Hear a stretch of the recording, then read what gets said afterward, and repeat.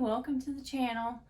So I am in my girls' room. They're at their dad's right now and I'll be getting them soon. So I'm cleaning their room, putting some laundry away and stuff like that.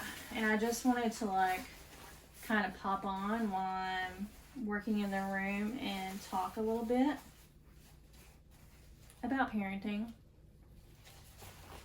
So I have said in previous videos that I have my girls in in-home therapy. So for the past, oh gosh, I can't even say, a year, two, that we've had in-home therapy. Something like that, maybe a little over a year. Before that, it was just Estella in therapy and I was in therapy. We had our own therapist. And her therapist recommended that we try in-home therapy because she kind of acts out more at home, like out in public around other people. She's pretty good, but I was really struggling with our in-home environment. And so yeah, we had in-home therapy come in. And what in-home therapy does is they kind of interact not only with Estella but with me, or they kind of are there while we're all interacting together. And so they help them through situations, and then they also help me help them through situations. And then I also have my own sessions where they talk about the things that I could do differently to change, to minimize some of the stress and some of the meltdowns and some of the things that are going on. If you hear beating going on outside, I'm sorry. Josh is outside working on the steps and I'm just trying to get this stuff done. We're still working on our porch. And anyways, it's been really helpful to just have someone else's perspective on the things that are going on, because I'm an adult that I struggle with self-regulating because I grew up with a single mom that didn't have resources, and I was pretty much raising myself, or she was super reactive. There wasn't a lot of space for my emotions, and it's hard. I'm still super reactive to things, but she didn't even have resources to help her, or things like that. If you are low income, you can get therapy. I use Medicaid, and my Medicaid covers the in-home therapy. I don't pay anything out of pocket for it. And that's how all the therapy has been for the past few years, except for my first therapist. I did pay for her. It was on a sliding scale and I couldn't afford it anymore. And then, yeah, Medicaid, that insurance will cover in-home therapy and regular therapy for mental health. Mental health, same thing, yeah. And I just want to kind of go over some of the things that I've learned as a parent and as a single parent and as a single parent going through in-home therapy and therapies and stuff like that. And sorry, my cat, it's gonna knock my bottle over. So it is my belief that children grow at their own pace. Just like we as adults grow at our own pace, children are no different. That goes for potty training.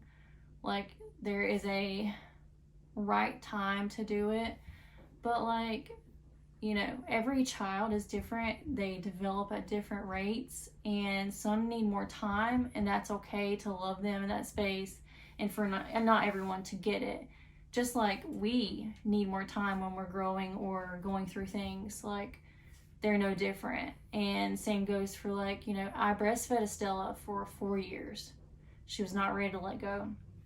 And then with Willow, I was still breastfeeding Estella, and then I also breastfed Willow at the same time. But Willow, at 6 months, she was done. She did not want breast milk anymore, and she used a passy until last year, till she was 3. She used a passy, And so many people were like, she's too old for that, Passy. Whatever, you know, all the things that people make assumptions about. But that was the one thing that she found comfort in, and it wasn't hurting anything. Like, she was eventually going to let go of it, you know? Like, why rush her to let go of it? The world is like a stressful, crazy big place, and we all have something that brings us comfort. It wasn't bothering anything. And then everyone was saying, you know, her teeth would come out. Her teeth did shift, but then as soon as she had let go of her Passy, her teeth shift back into normal place. And I did try to encourage her, like, you know, I'll buy you a gift, or we'll go out and you pick you out a special gift if you'll let go of Passy.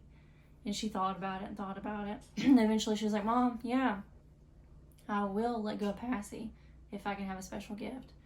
And we had a funeral for Passy. We put Passy in her little box, and, you know, put little things around her, dug a hole together, put her in it, and we buried her. And then she said her final goodbyes to Passy, and, like, she cried a little bit, and then, you know, she went through phases like, I really miss Passy. She was basically grieving for Passy, but she had said something really cute. She was just like, thank you, Passy, for all the comfort, and something about at night or something, I don't know.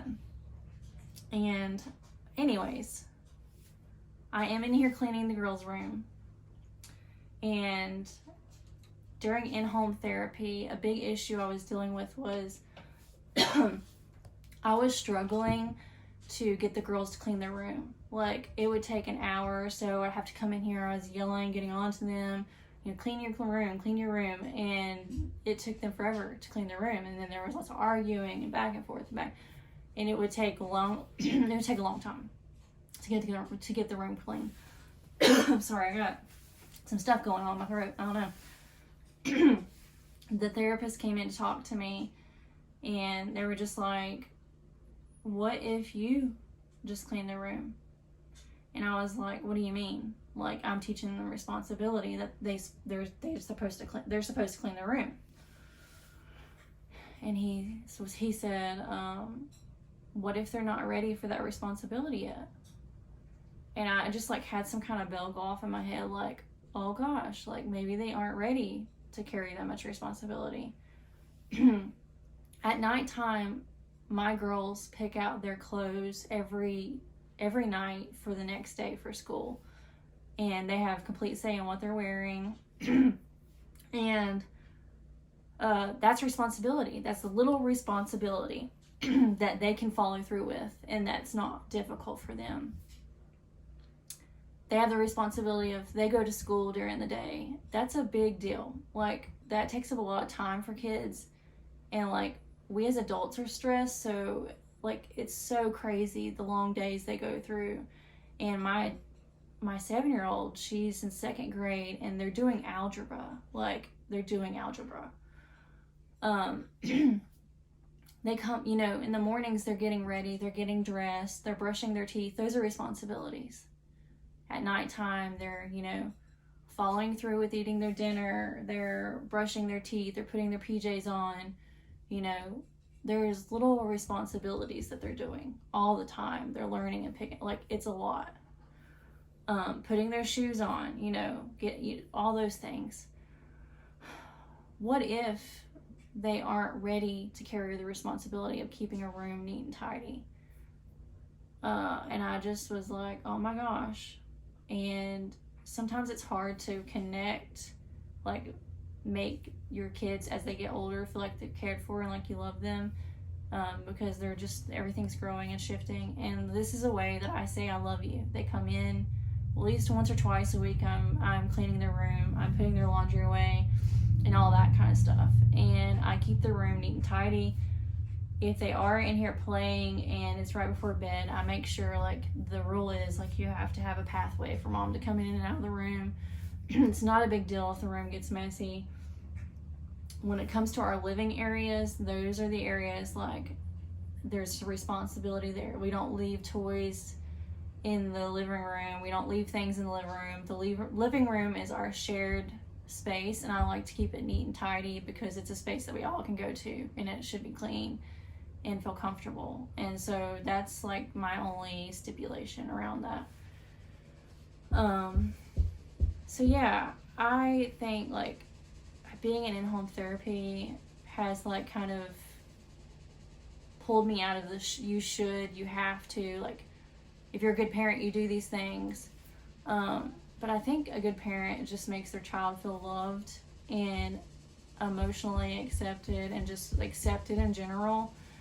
And I know that those things are all hard. They add more things onto us, but like just the simple things, keeping the room clean. Like this laundry is so out of hand. Like laundry is my kryptonite.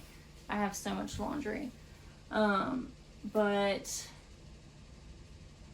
yeah, it's a little thing that I can do. And if I do keep the room clean, you know, when I'm in a routine, I can come in here 2 times a week and it's not a big deal putting everything away. But since before Thanksgiving, I'm still catching up to all the stuff, all the house chores and all the things. Like the holidays are crazy. I mean, I know, you know, whether you have kids or not, like just the holidays in general are very rushed and, you know, crazy. So yeah, I don't know. I just wanted to pop in and share a little bit of like some of the things that I've been learning and some of the things that I do. And I know that it might not resonate with everyone, but I do feel like we expect a lot out of kids.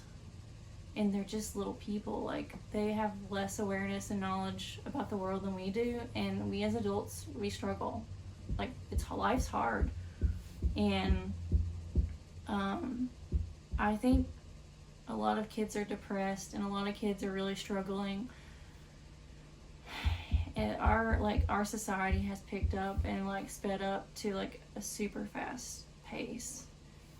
And they are living in a world that like I can't even imagine.